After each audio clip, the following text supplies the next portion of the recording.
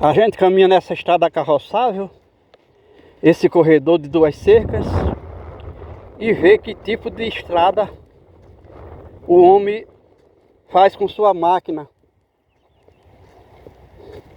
Uma moto niveladora, um trator com uma lâmina, vai empurrando essas terras para os lados, fazendo isso aqui uma calha. Uma calha, quando chove, isso aqui vai se acumulando água, tornando um lamaçal infernal. Onde até para passar num animal a cavalo, por exemplo, é difícil. Quando isso aqui tá, esse barro, essa argila, tá molhado, porque fica escorregadio feito sabão e até atola. Então o homem tem uma máquina que poderia fazer uma estrada carroçável aqui, mas não é carroçável, porque na época da chuva isso aqui vira um lamaçal infernal, como a gente disse, e não tem condições nenhuma de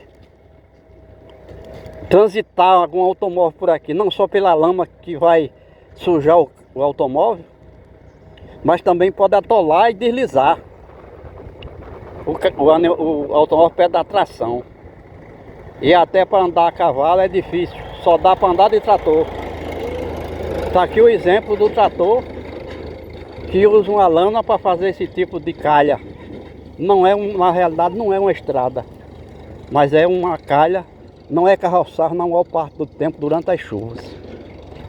E a gente vê como o homem realmente, apesar da tecnologia, que é uma máquina que ele usa aí, a moto niveladora ou o trator para fazer essa estrada, ele usa de mal, porque a própria lâmina do trator ou da moto niveladora poderia fazer com que essa terra fosse trazida para o centro da estrada, fazendo um ponto mais alto do que as laterais, de tal forma que quando a água da chuva viesse, essa água ia escorrer por lado e não ia criar o lamaçal aqui no leito da estrada, porque o leito seria mais alto do que as laterais.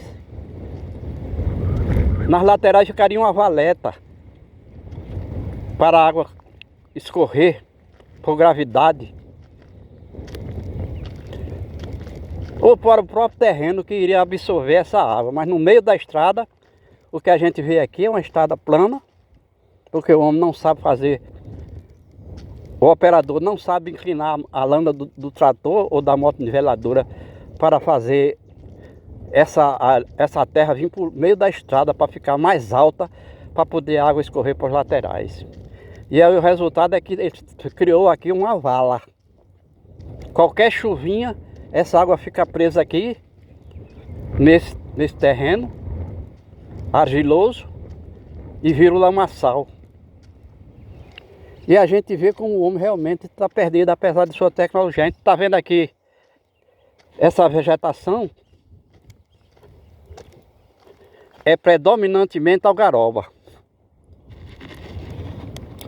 Para quem não sabe, a algaroba é uma leguminosa que foi trazida dos desertos da América do Sul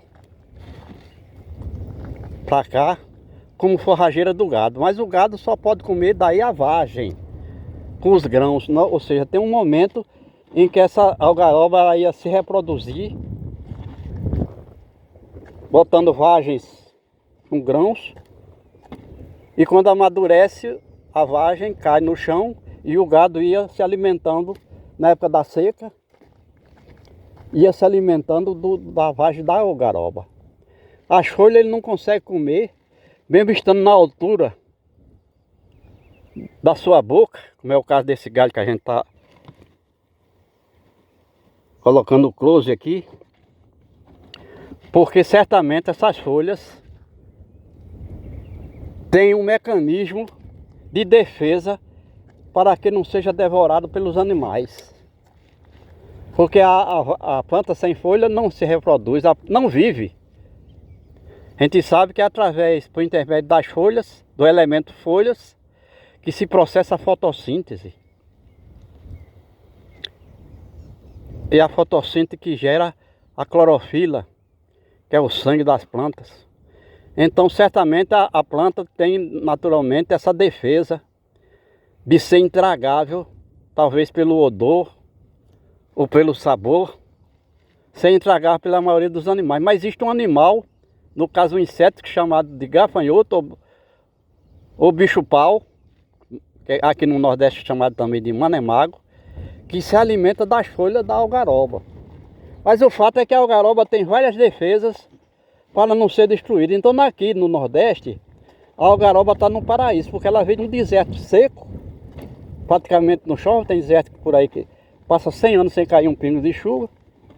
Deserto seco, sem água, o solo praticamente arenoso, que é comum nos desertos, e mesmo quando é argiloso, é cheio de pedra, de lajedos. Então a planta lá era no inferno, a terra dela, da planta da algaroba, o berço da algaroba, seria um deserto seco e muitas vezes salgado, com muito cloreto de sódio e talvez nitrato de sódio. Vários sais que são absolutamente danosos na terra, inviabilizando a geração e manutenção de vida. Mas aí a algaroba veio para cá como forrageira e chegou num ponto que a quantidade é tão extraordinária de plantas por área, podendo existir uma algaroba para cada metro quadrado dessa terra, que ela já não se reproduz. A gente vê as algarobas, não tem uma vagem, era tempo de ter vagem. Porque agora que terminou a estação chuvosa aqui, ela devia estar florando, pelo menos. Mas a gente já sabe que elas não se reproduzem porque é uma defesa para evitar a concorrência entre elas. A natureza é sábia. Mas outro fato que a gente tem que explicar é que toda essa algaroba que a gente está vendo aí brotou do tronco que foi serrado, cortado para tirar lenha. Onde o homem usa a madeira da algaroba, tanto para fazer estaca de cerca, como é o caso daqui, ó. Estaca de cerca feita de algaroba, serrado. Também para fazer lenha e fazer carvão. E aí a gente vê, ela está com menos de 5 anos que foi cortada, a parada, e veja como ela se desenvolve aqui extraordinariamente a partir do brotamento do galho, a partir do tronco que foi serrado ou cortado. Então ela ainda está sendo útil por conta da madeira, que é bastante abundante aí, como a gente vê. Podendo ter 10 metros cúbicos de massa vegetal.